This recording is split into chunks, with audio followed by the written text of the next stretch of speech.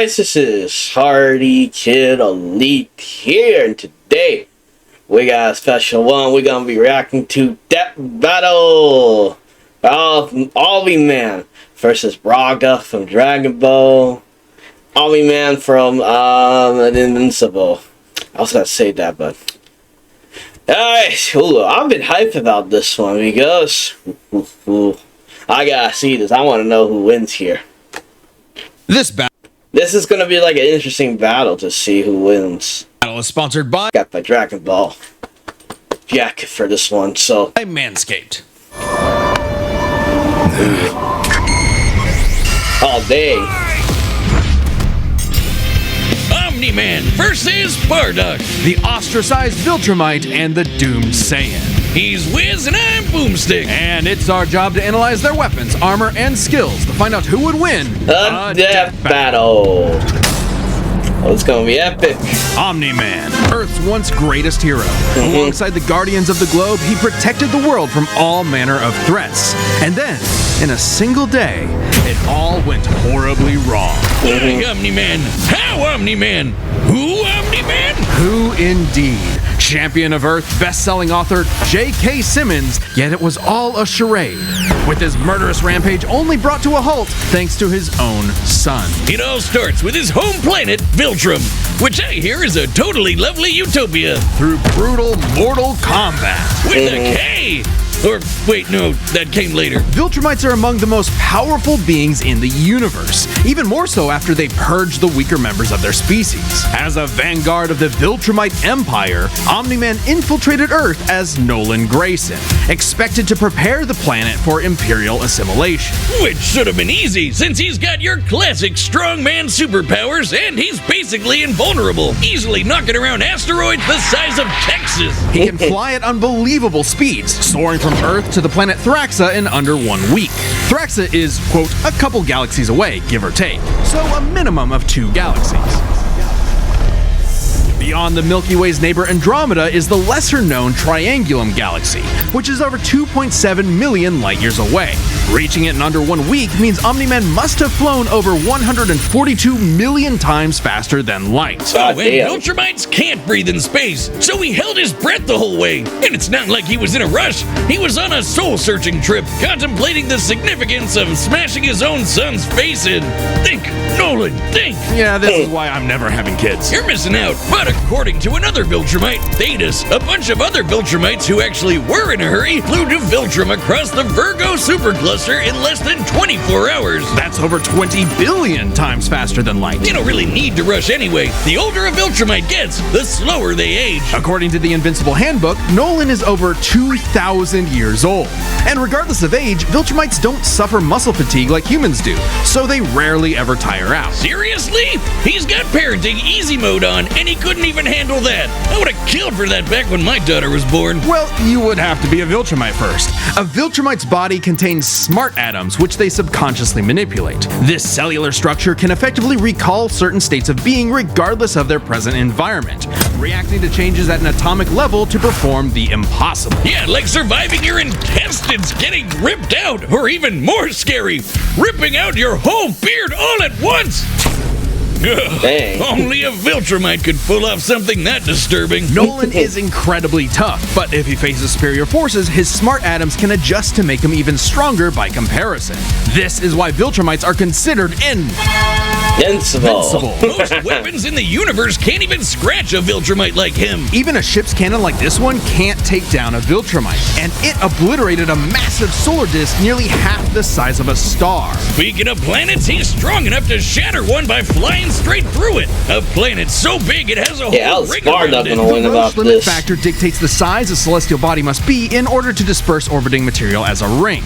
Omni-Man's probably gonna win. Earth-sized planet can't support such a ring, meaning this one must be much larger. And don't get me started on how the ring is actually made up of dead bodies because, spoilers, Just go read the comic. If Roche isn't doing it for you, this planet also supports 5 moons in its orbit, and even the smallest is a perfect sphere, meaning its own gravity shaped it. At minimum, a moon like that must have a diameter of 600 kilometers, or 370 miles. Comparing this to the planet's diameter, we can tell this world is nearly 14 times larger than Earth. Or it was before, kablam. Now, Omni-Man does have his weaknesses. Monsters like Ragnar's can pierce Viltrumite flesh, and he's extremely sensitive to a specific high-pitch frequency, which can destabilize his body's equilibrium. But his real weakness turned out to be, you guessed it, fatherhood. Thanks to his son Mark, Nolan began to re-examine his perspective and his place in the universe. He settled down in a new place, got himself a new job, and even had a new kid with his new wife. I don't know why he did that. Lady, he banged a bug. Why, Omni-Man? Why? How, Omni-Man? Hey, everyone deals with parenting stress in their own way. When Nolan was lecturing to Mark about how insignificant people are, Mark wasn't the only one he was trying to convince, if you catch my drift.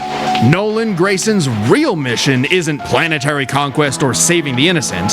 It's to discover if a violent man who can break the world can also be a good father. Godspeed, Omni-Man.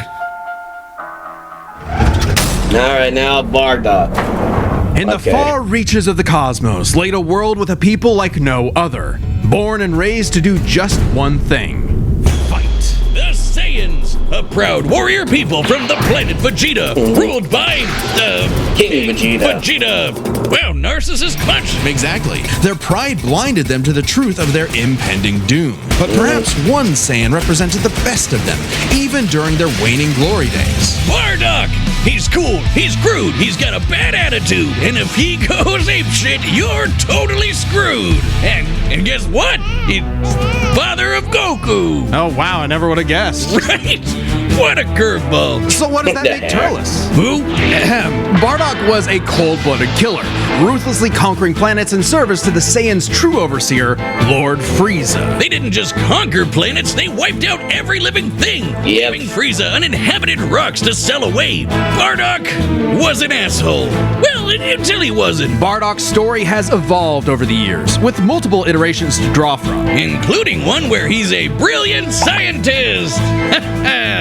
But only one is considered officially canon. Bardock's demeanor began to shift when he met and eventually married fellow warrior Guinea, and had 2 sons, Raditz and Kakarot. No, Bardock didn't go totally soft. He was still a ruthless warrior. You know that iconic red headband of his? It's stained with the blood of his fallen friends. Hardcore. Bardock could fly, move faster than light, and was naturally adept in using his ki as an explosive weapon. AKA shooting lasers from his hands. True to his brutal screw-you nature, Bardock's moves are all about overwhelming power. His final spirit cannon is like a ki-powered bazooka. His rebellion hammer punch ignites enemies on contact, and his rebellion spear basically turns him into a supercharged battering ram. The guy has no chill. He will run you over, break your spine, light you on fire, and then move on to the next guy. All in a day's work for a Saiyan. Marriage didn't change that. While Bardock cared for Guinea, in fact being one of few Saiyans of his time to actually have a romantic partner,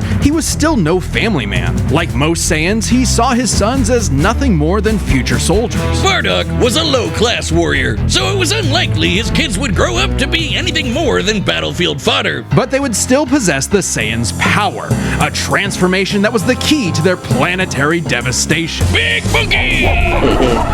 Under the light of a full moon, a Saiyan with a tail manifests the Uzaru. This great ape form increases Bardock's power tenfold, turning him into an unstoppable kaiju. Quick, someone call Yajirobe! While some Saiyans can maintain control over this berserker form, low-class warriors like Bardock don't receive the same level of training as those of higher birth. Prince Vegeta's control is so precise he can speak while changed, but Bardock cannot. Hell, it's questionable if he even remembers everything that happens when he goes full tilt gorilla. The Saiyan strategy is pretty much just monkey see, monkey smash. Despite being low-class, Bardock's power level nearly matched that of King Vegeta, who could destroy multiple planets at once. At about this time, King Vegeta's power level was around 10,000. Yeah, we know power levels are kinda janky. Nobody can agree on what the number really means. Outside of his fight with Gas, Bardock doesn't really show any high-end feats in canon, but we can use power levels to compare him to other characters with similar levels to better understand his potential. Like when his son fought Prince Vegeta. What's the scouter say about his power level?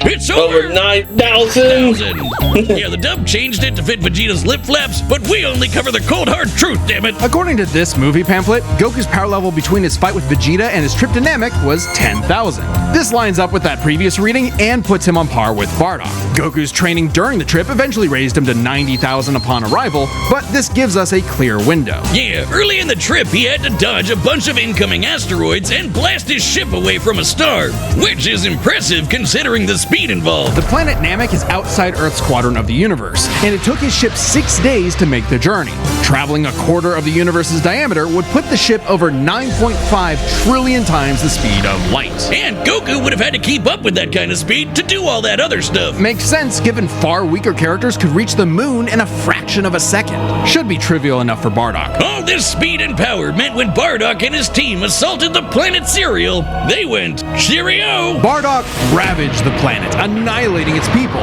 until he found 2 survivors, a mother and her child. Some may call it weakness, others a moment of clarity, but Bardock was suddenly reminded of his wife and recently born son. He chose to spare the 2, and even pushed himself far past his limits to protect them from his own Frieza Force allies, who taunted that Frieza had dire plans for the Saiyans' future. This moment changed Bardock, making him more appreciative of his family and cautious of Frieza. When all the Saiyans were called back to Planet Vegeta for mysterious reasons, he had a hunch something was up. So before his final stand, smashing through hundreds of soldiers before coming face to face with the tyrant, he sent his youngest kid away for protection. A choice that allowed his son to thrive. And hey, that's what good parents do. A choice that would have a greater significance than Bardock could ever imagine. And then Dildo Dickhead blew them all up and he died. Or did he? Bardock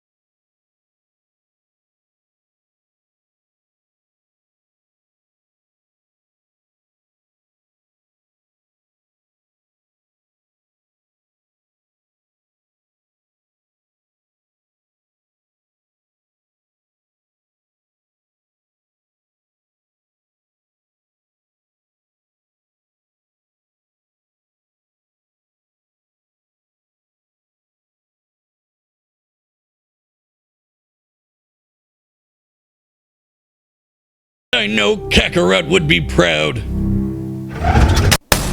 Alright. Hey, shout out to everyone who believed in us during our recent crowdfunding. And joining you in that support is the first ever sponsor for an independent Death Battle episode, Manscaped. Manscaped's newest masterpiece is the Lawnmower 5.0 Ultra in forged gold. Talk about a fancy name. This special edition trimmer is the perfect tool for the golden era of hair grooming, where precision, luxury, and performance meet. There's limited quantities available, so you need to pick one up soon. If you're anything like me, your scruff grows all over the place way too fast. Or maybe you get that itchy scraggle Wiz has. Yeah. Either way, the Lawnmower 5.0 Ultra Gold comes with 2 blades for any occasion, a trimmer and a foil. And look at it! It's so slick! It's waterproof, of course, and the new LED light illuminates even the trickiest spots, while adding a touch of elegance to your routine. Join the 10 million men worldwide who trust Manscaped for all their grooming needs. Get the special edition Lawnmower 5.0 Ultra in forged gold while supplies last. Get 20% off plus free shipping with the code DEATHBATTLE at manscaped.com. That's 20% off plus free shipping with the code DEATHBATTLE at manscaped.com. Thanks to Manscaped for helping our fans and members support the channel. Seriously, show them some love by clicking the link below. Alright. Let's get to the battle. Combatants are set, and we've run the data through all possibilities. It's time for a death battle! Him dancing.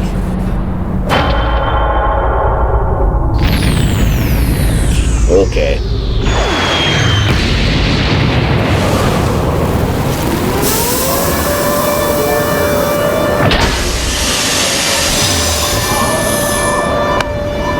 Great. Another gross bug planet. Uh-oh. This planet isn't anyone's to conquer. Oh, that's from Mortal Kombat. A reference. Alright.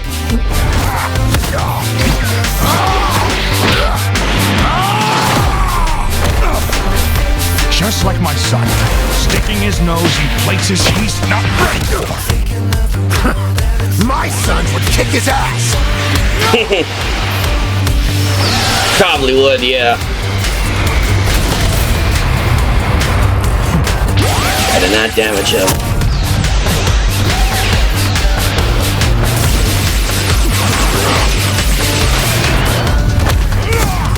Oh, dang.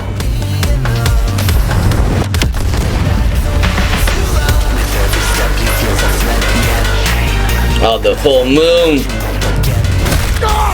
Whatever you are, you're an embarrassment.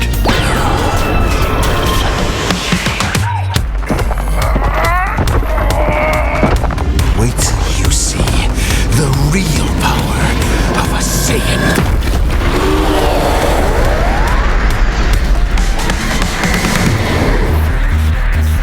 Am I supposed to be impressed?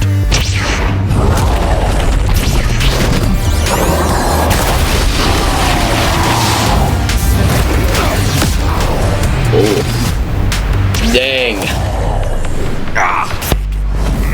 Well, no, that's not all he got.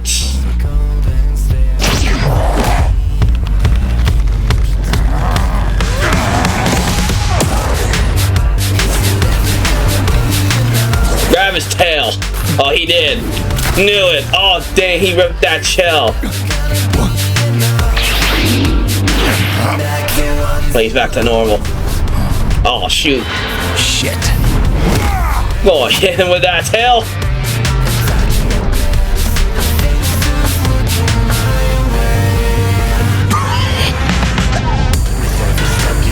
No. My sons. Leave me. I won't let you take me from my war. Going Super Saiyan now.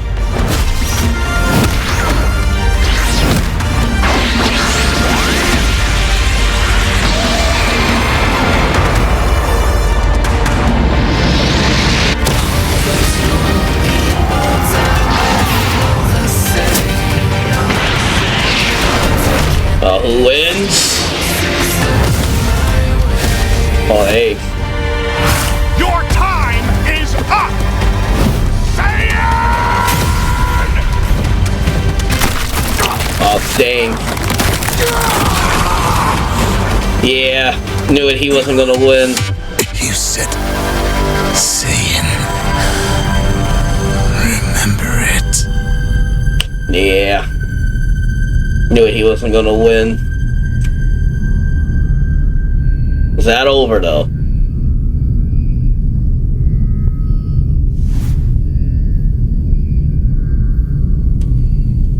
Fuck. Yeah, knew it, he wasn't gonna win. Okay, these Gokus have got to stop picking fights with guys in capes. Pitting Saiyan against Viltrumite is fascinating. Yeah. Among the many similarities, 5 specific categories stand out. Starting with speed.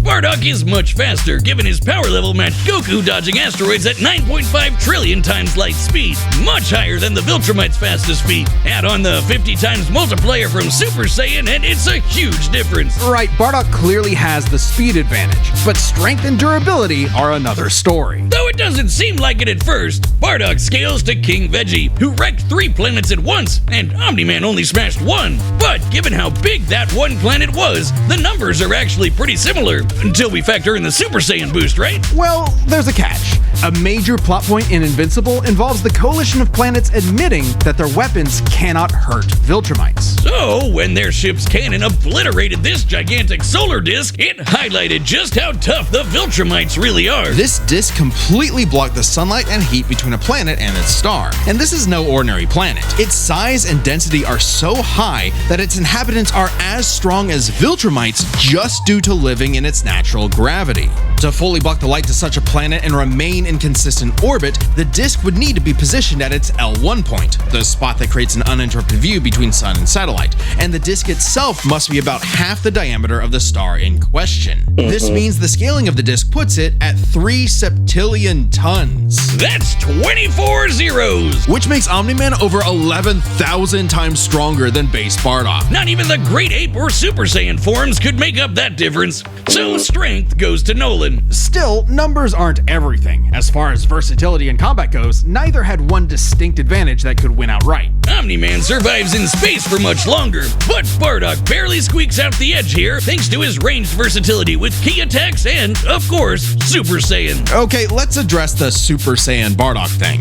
It's perfectly fair to question whether or not the form should be in this comparison at all.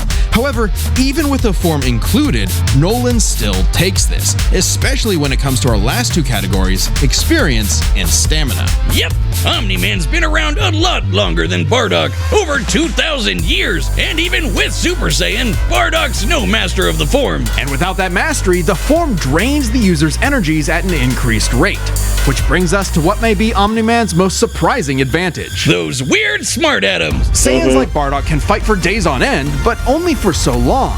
Bardock possesses a limited pool of ki, which only depletes faster when using super forms like the Great Ape. In contrast, Omni-Man's biology prevents him from tiring in most cases, letting him travel across whole galaxies for weeks non-stop. And his smart atoms adjust to counter whatever physical strain he's subjected to. Bardock's crazy speed and power made him a real challenge. But Nolan's strength, experience, and sheer endurance presented an unstoppable and unshakable force that would inevitably land the killing blow. When push came to shove, Omni-Man raised the bar. Duck. The winner is Omni-Man. Next time on Death Battle. Alright. That looked like Joker fighting someone. Oh, ain't that character from JoJo? From the fourth Subscribe one? and join as a member to see more Death Battle. Thanks for Oh, watching. okay. I might see that one. Okay, no. Not that one, no. Alright, guys, that was an interesting one. I had a feeling that Omni-Man was going to win. It was, you know. But yeah, it was interesting to see. Alright, guys, that's the end of the video. I want more Party Kid Elite, subscribe to the channel. Leave a like and comment down below and tell me, guys, what you guys think about this death battle right here. We're probably going to see the next one, the Joker. I can't say his name, but I can't say his name. Suck when it comes to names. The guy from JoJo, I think he was from Part 4, if I'm correct. But I'll see you guys again. Till the next video.